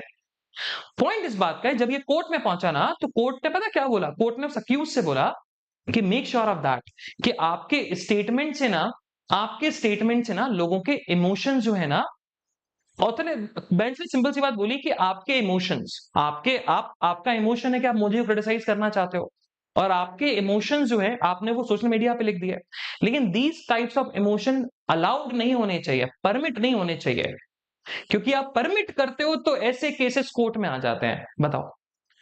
सो इलाहाबाद हाईकोर्ट की एक बेंच ने ये बोला कि even though it's not basically a breach of fundamental speech and expression, it's not basically of breaching the reasonable restrictions of article 19, right, है ना, लेकिन लेकिन आपने अपने इमोशंस को वेंट आउट किया, और ऐसे इमोशंस परमिट नहीं होने चाहिए कि आप पब्लिक के सामने लेके आओ, क्योंकि जब पब्लिक के सामने लेके आते हो तो कोर्ट में ऐसे केसेस आ जाते हैं। अरे भैया, तो कोर्ट में मैं थोड़ा केस लेके आया, जिस पर्सन ने एफआईआर रजिस्टर करी उससे बुलवाइए। सो तभी तो जो ऑथर ने इनिशियली बोला था ना कि इंडियन कोर्ट्स आज के दिन फेल हो रहे हैं to protect the fundamental right, they are just managing it, वो सिर्फ मैनेज कर पा रहे हैं, राइट, वो सिर्फ मैनेज कर पा रहे हैं। ये चीज यहां पर ऑथर ने बताया, है ना। और ऑथर ने खुद बोला कि इस वजह से हमें ये समझ में आता है कि citizen is no longer the source of power holding the state to account, but child to be a what रैम्पिडेट फॉर स्पीकिंग टू फ्रीली। कि आज के दिन जो नागरिक हैं, नागरिक के पास कोई सोर्स ऑफ पावर नहीं है जिससे वो स्टेट को अकाउंटेबल बता सके, कोई सोर्स ऑफ पावर ऐसा बचा ही नहीं है। क्लियर? फिर देखिए आगे क्या लिखा है, क्या अ वैलिडेशन ऑफ आउटरीच, है ना, अ वैलिडेशन ऑफ आउटरीच।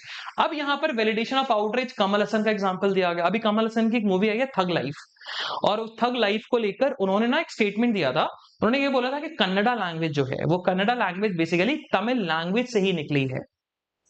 जैसे हम बोलते हैं ना कि Hindi has been basically evolve through Sanskrit language, तो उनका भी वही कहना था, उनका भी वही माना था कि तमिल लैंग्वेज से ही कन्नड़ा लैंग्वेज आपकी निकली है। उससे कन्नड़ा बिल्कुल इमोशनल सेंटिमेंट हर्ट हो गए उनके, बिल्कुल आउटरेज हो गए, ऐसा कैसे बोल दिया।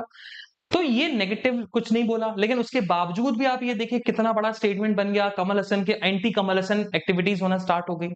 तो वही बताया गया कि इंस्टेड ऑफ इंटरप्रेटिंग, हमें बल्कि इंटरप्रेट करना चाहिए, हमें कॉन्स्टिट्यूशन को इंटरप्रेट करने की जरूरत है, हमें समझना चाहिए, डिफरेंट डिफरेंट एवेन्यूज खोलने चाहिए। लेकिन हम आर्टिकल 19(1)(a) के इंटरप्रिटेशन को ना करते हुए हम ये देख रहे हैं कि स्टेट पावर की क्या लिमिट है। कोर्ट ने इसको एज अ लाइसेंस बना दिया बिहेवियरल कंडीशंस के लिए, राइट, बिहेवियरल कंडीशंस के लिए। एग्जांपल के तौर पर कमल हसन की कंट्रोवर्सी ले लीजिए। एक्टर ने कन्नड़ा लैंग्वेज को लेकर राइट एक रिमार्क दिया और बोला कि Kannada being a daughter of Tamil, कि तमिल लैंग्वेज का डॉटर है कौन? कन्नड़ा। ये चीज बोला। इस पे कर्नाटका हाई कोर्ट ने रिस्पॉन्ड किया, not by evaluating whether the actor statement met the threshold of incitement defamation और हेट। कर्नाटक हाईकोर्ट को क्या ऑब्जर्व करना चाहिए था कि the statement given by the Kamal Haasan, क्या वो लोगों के बीच में इंसाइटमेंट, डेफेमेशन या हेटरेट लेके आ रहा है क्या, ये करना चाहिए था। बट कर्नाटक हाईकोर्ट ने क्या किया, कर्नाटक हाईकोर्ट ने एडवाइस दिया कमल हसन को कि आप अपोलोजाइज कर दो, आप माफी मांग लो। अरे क्यों मांगे माफी भाई? वो या तो माफी तब मांगी जाती है ना जब आपने कोई गलत काम किया होता है, कि when you have done some wrong doing, but आपको पहले तो ये प्रूव करना चाहिए ना कि क्या किसी के सेंटिमेंट हर्ट हुए हैं, क्या कोई आउटरीच हुआ है, क्या हेट स्पीच थी है, क्या आपका इंटाइसमेंट है क्या ये। और क्या बोला कर्नाटक हाईकोर्ट ने कि आपने स्टेटमेंट दिया, so you have to advise him to apologise sentiments of the masses. Actor ने मना कर दिया, हम क्यों करें अपोलोजाइज, मैंने कोई गलत काम ही नहीं किया, तो मैं क्यों अपोलोजाइज करूं। तो ये चीज देखिए कोर्ट कहां पर जाता हुआ चल रहा है। इवन एक और case, Ranveer Gautam Allahbadia versus Union of India वाला केस, जिसमें डिजिटल कंटेंट क्रिएटर और ब्रॉडकास्टर जो है ना, उनको कन्फ्रंट किया गया with judicial comment bordering what cultural supervision for is use of explicit language in the podcast, कि जो पॉडकास्ट में एक्सप्लिसिट लैंग्वेज यूज करते हैं उसको लेकर बेसिकली उनको बोला गया। तो कोर्ट ने डायरेक्शन दिया, राइट, कोर्ट ने क्या डायरेक्शन दिया, कोर्ट ने डायरेक्शन दिया रिगार्डिंग व्हाट, रिगार्डिंग दी, क्या आप क्लैरिफाई करो कि ये जो वल्गर लैंग्वेज है क्या ये कॉन्स्टिट्यूशनल प्रोटेक्शन के आउटसाइड के एम्बिट में आती है कि नहीं आती है।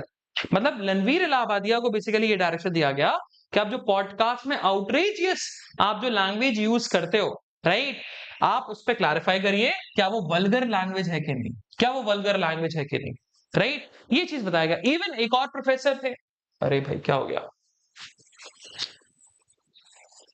Just a second guys.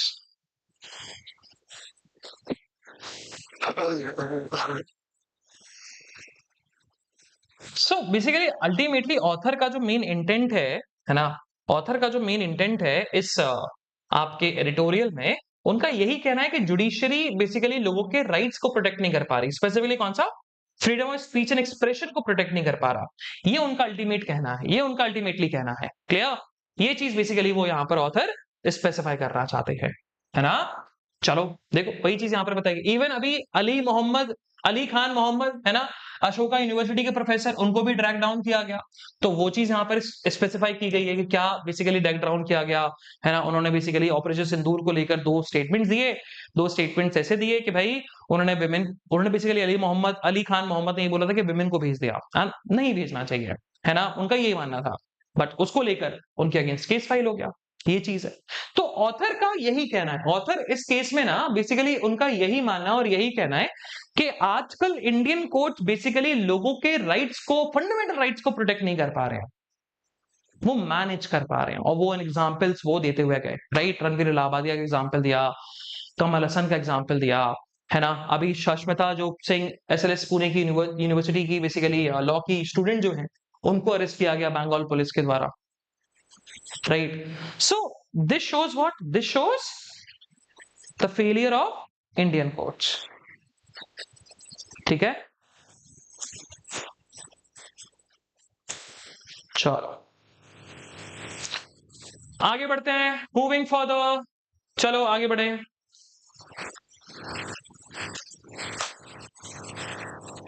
आराम से, आज इकोनॉमिक न्यूज नहीं आती, राइट। और इवन हाँ, आज टेक्स्ट एंड कॉन्टेक्स्ट की बात करें, टेक्स्ट एंड कॉन्टेक्स्ट इंपॉर्टेंट है, there is no doubt in that, लेकिन हम ऑलरेडी उसको कई बार पढ़ चुके हैं, राइट। अरे भाई कई बार हम डिस्कस कर चुके हैं, जैसे ये तो अपने पढ़ा भी एडिटोरियल, और जब हम टेक्स्ट एंड कॉन्टेक्स्ट की बात करें तो यस इंपॉर्टेंट है आज का टेक्स्ट एंड कॉन्टेक्स्ट, लेकिन आपको वो खुद से कवर करना है, because it's all about what, it's all about census को लेकर। What is the significance of census, census हमने पूरा समझा हुआ है कि सेंसस क्या है, राइट, सेंसस हमने पूरा समझा हुआ है कि सेंसस क्या है, ये पूरा आपको सेंसस के बारे में बताएगा, एवरीथिंग ऑलरेडी हमने कवर किया हुआ है। इवन प्रॉब्लम भी समझी हुई है कि southern part of Indian states को प्रॉब्लम क्या है सेंसस कराने से, क्लियर।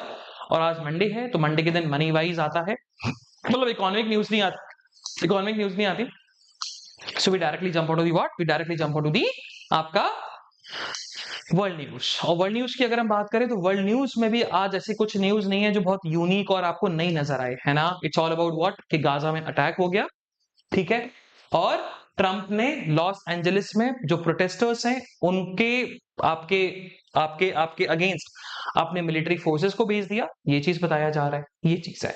तो अगेन, तो अगर हम इवन वर्ल्ड न्यूज की बात करें तो आज वर्ल्ड न्यूज में भी से कुछ न्यूज नहीं है जो हमारे एग्जामिनेशन पर्सपेक्टिव से इंपॉर्टेंट हो। या एलन मस्क और ट्रम्प साहब के बीच में जो अभी में डिफरेंसेस नजर आ रहे हैं उसको लेकर यहाँ पर बात की जा रही है।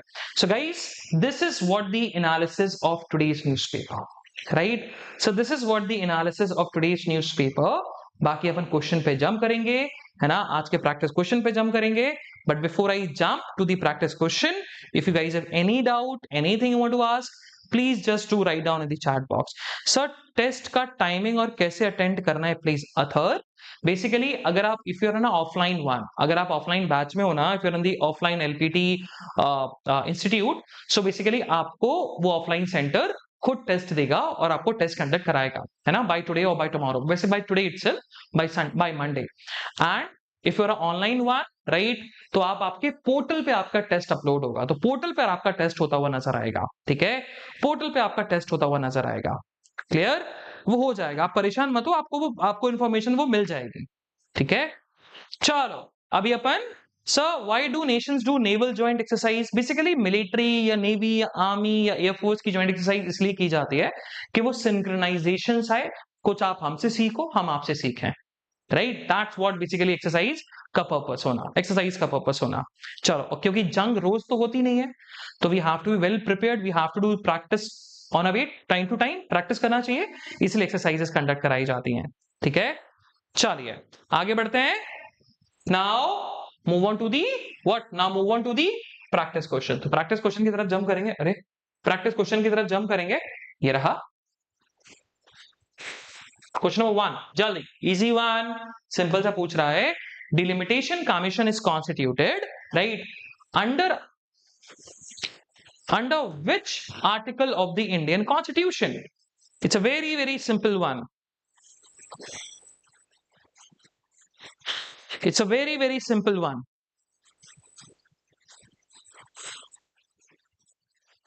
सिंपल सा पूछ रहा है, delimitation commission is constituted under which article of the Indian constitution? Delimitation commission किस article of the Indian constitution के अंदर आपका कॉन्स्टिट्यूट किया जाता है भाई? बहुत सिंपल है यार, बहुत सिंपल है। जल्दी, I want everyone to give the answer, be quick guys, be quick.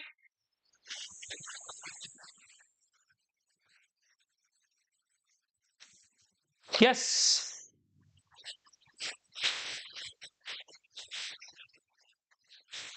the correct answer is article 82 of the Indian Constitution. Next one, ये रहा, oh sorry, ये रहा, the 84th constitutional amendment 2001 froze delimitation until which year? Until which year? Simple सा पूछ रहा है, 84th constitutional amendment जो है वो डिलिमिटेशन को फ्रोज करता है, रोक देता है, कब तक? Until what? Until what?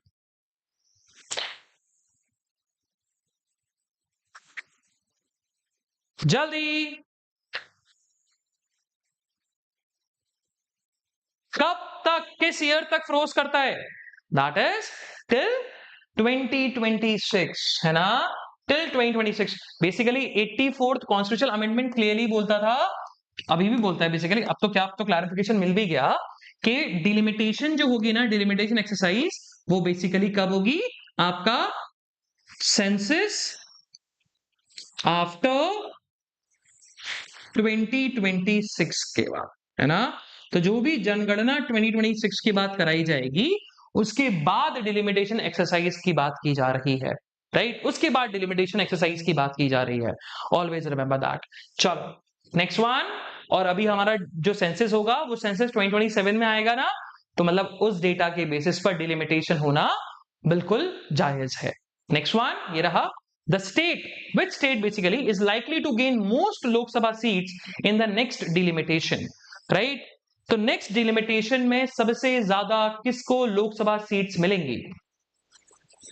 जल्दी, easy, even if you don't know the answer, you can basically mark the correct one. Even if you don't know the answer, you can mark the correct one. Yeah, simple. Southern Indian states are very concern, तो southern Indian states को तो वैसे eliminate करो, किन की seats तो वैसे नहीं बढ़ने वाली है ना। उत्तर प्रदेश पॉपुलेशन ज्यादा है, पॉपुलेशन की बेसिस पर, नंबर ऑफ वोटर्स के बेसिस पर बेसिकली डिलिमिटेशन होता है, तो automatically UP is the correct answer. Next one, ये रहा question number 4।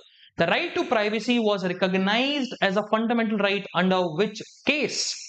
Right to privacy को fundamental right बना दिया गया किस केस के अंदर? जल्दी, be quick guys, you have to be quick, you have to be quick. The right to privacy was recognized as a fundamental right under which case? Everyone, even if you don't know the answer, just please give the write down the option. अगर गलत भी दोगे ना, तो जब गलती करोगे तो पता लगेगा कि ये मैंने गलती करी है, तो करेक्ट आंसर कहीं ना कहीं आप अपने दिमाग में रखोगे। लेकिन अगर आप इसमें पार्टिसिपेट ही नहीं करोगे, that means you are not showing interest. When you are not showing interest, that means आपको आंसर क्या है उससे कोई फर्क नहीं पड़ता, तो आपको कुछ गेन भी नहीं होने वाला। इसीलिए बोलता हूं ऑप्शन दिया करो, क्वेश्चन रीड, ऑप्शन रीड, कोशिश करो आंसर देने की। नहीं आ रहा, गलत दे दो, तो जो करेक्ट आएगा वो दिमाग में तो रखोगे। Which one? Yes, that is Justice Case Putusami versus Union of India, which clearly declared what? Right to privacy is a fundamental right under which article? Under Article 21, which talks about right to life and personal liberty. तो article 21 के अंदर ही right to privacy fundamental right है। आगे बढ़ते हैं जल्दी, simple सा बोल रहे हैं, what law या which law basically was struck down, कौन से लॉ को स्ट्रक डाउन किया गया था और ये बोला गया था कि प्राइवेसी को वायलेट करता है in the Aadhaar case, right. So right to privacy को लेकर एक बहुत ही प्रोमिनेंट केस चला है, दैट इज आधार केस। और उस आधार केस में राइट किस लॉ को स्ट्रक डाउन किया गया था ऑन द रीजन कि राइट टू प्राइवेसी को वायलेट कर रहा है, राइट टू प्राइवेसी को वायलेट कर रहा है।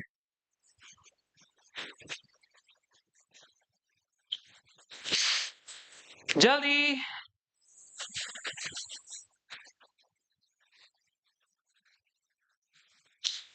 that is mandatory linking of Aadhaar to bank accounts, right? Mandatory linking of Aadhaar to bank accounts, ये चीज। Now the next one ये रहा, क्या है?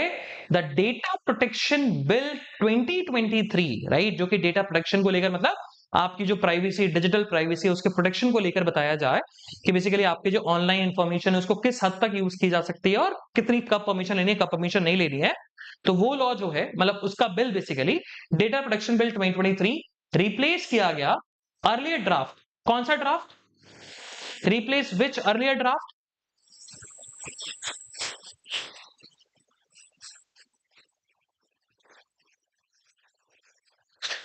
हाँ, मतलब अब उसको फिर ओवरटर्न कर दिया है ना, अब तो लिंक होता ही आधार कार्ड के साथ आपका बैंक अकाउंट।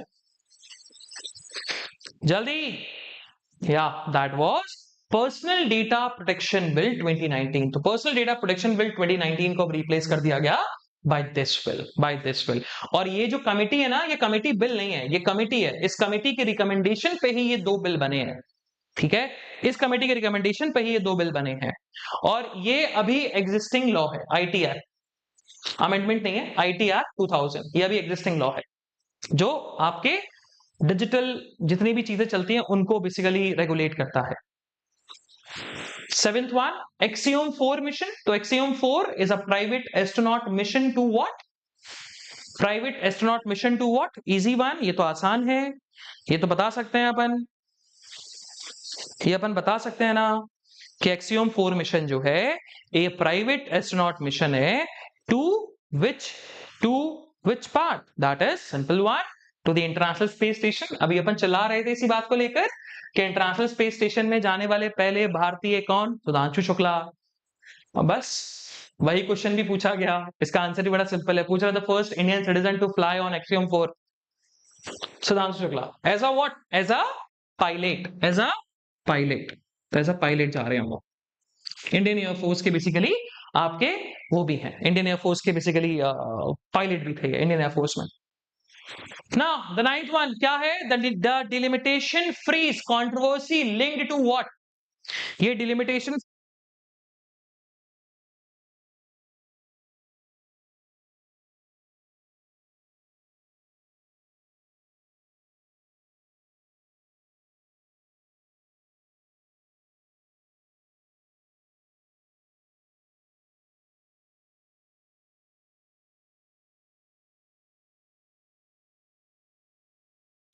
या सो डिलिमिटेशन फ्रीज कंट्रोवर्सी अभी जो लिंक किया गया ना, linked to what, linked to what,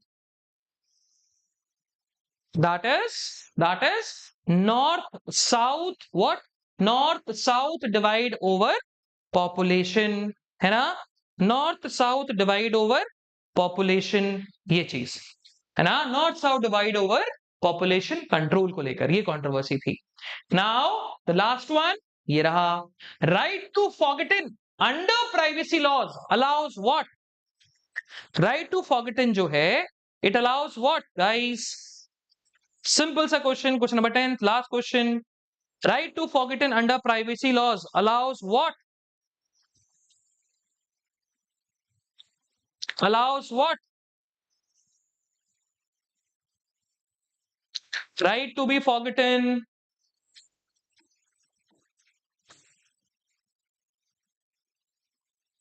right to be forgotten का सिंपल सा यहां पर मतलब है, राइट टू फॉरगेटन का यहां पर सिंपल सा मतलब है कि बेसिकली मेरा जो पर्सनल इंफॉर्मेशन है वो ऑनलाइन नहीं होना चाहिए, सर्च इंजन्स पे नहीं होना चाहिए, right, so removing personal data from search engine, right, removing personal data from search engine, that is what right to forgotten, जो कि रिकॉग्नाइज किया गया था justice case Puttaswamy versus Union of India के केस में 2018 के अंदर।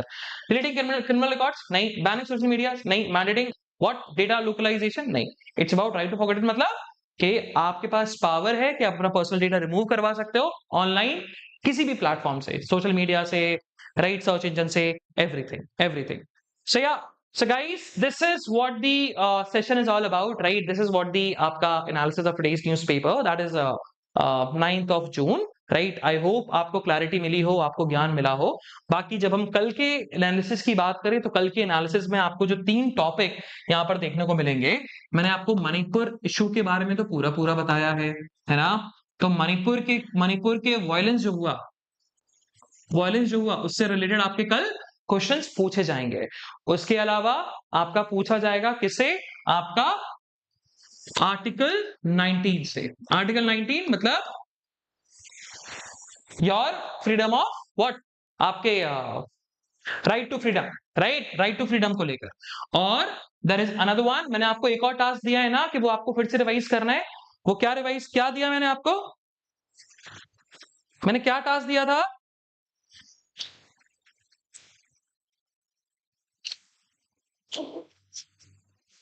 मैंने एक और आपको टास्क दिया था ना, एक और आपको दिया था, एक और आपको मैंने टॉपिक बताया था कि that topic is again very very very very important, जो आपको खुद से कवर करना है। एक तो मणिपुर वाला था, एक और था, एक और था गाइस, जल्दी, मैं भी भूल रहा हूं वैसे, FDI, yes, FDI, foreign direct investment को लेकर, है ना, तो फॉरेन डायरेक्ट इन्वेस्टमेंट को लेकर जो डेटा भी आया ना, वो डेटा दिमाग में रखना, मॉक में आएगा, ठीक है, चलो। हाँ, अच्छा, जिसको ये बेसिकली क्वेश्चन की पीडीएफ चाहिए, जिसको ये न्यूज़पेपर का बेसिकली पीडीएफ चाहिए, दी ओनली दैट पार्ट जो इंपॉर्टेंट है पढ़ने के लिए, वो ये ग्रुप ज्वाइन कर सकते हैं टेलीग्राम पे @TITANS टाइटन्स 786, है ना, तो @Titan 786 आप ग्रुप ज्वाइन करोगे, I can guarantee of that आपको after the session you will get the PDF and you will get the what questions, right, questions मिलेंगे और पीडीएफ भी मिलेगी। So today quiz time on portal Anushka evening, right, evening मिल जाएगा, वो आपको information मिल जाएगी यार, थोड़ा सा अपडेट आज रहना, आज का बस थोड़ा सा प्रॉब्लमैटिक है, थोड़ा सा टाइम को लेकर, राइट, आपको पूरी इन्फॉर्मेशन मिल जाएगी कब क्विज अपडेट होने वाला है, कब पोर्टल पे बेसिकली आने वाला है, क्लियर, चलो, सो गाइस दैट्स इट, बाकी अपन मिलते हैं नेक्स्ट सेशन में, तब तक के लिए बाय बाय, हैव फन। अच्छा, यूपीएससी एस्पिरेंट्स के लिए सेशन यूजफुल होगा, यस बेटा, मतलब देख, तू यूपीएससी एस्पिरेंट है ना, तू ही ढंग से एनालाइज कर पाएगा कि is this session helpful for me और नॉट, राइट, एक बार तू देख, तुझे समझ में आएगा कि is it basically important for for my examination और नॉट, उसके बाद ऑटोमेटिकली फिर तुझे खुद रियलाइजेशन हो जाएगा, it's all up to you, मैं तो बोलूंगा कि हाँ है, right, because I am the party to the what, party to the conflict, so basically if you ask me, तो मेरे ओपिनियन हमेशा बाइस्ड होंगे, नहीं भी होंगे तो भी तुझे नजर आएगा कि बाइस्ड है, it's your duty to just analyse कि is it useful for me और नॉट, ठीक है, चलो, सो गाइस दैट्स इट, बाकी अपन मिलते हैं। कल with more excitement, with more knowledge, with more energy. तब तक के लिए bye bye, have fun and enjoy the day. But before end the session, do click on the like button and do subscribe to our channel. चलो, bye bye, bye bye, bye bye.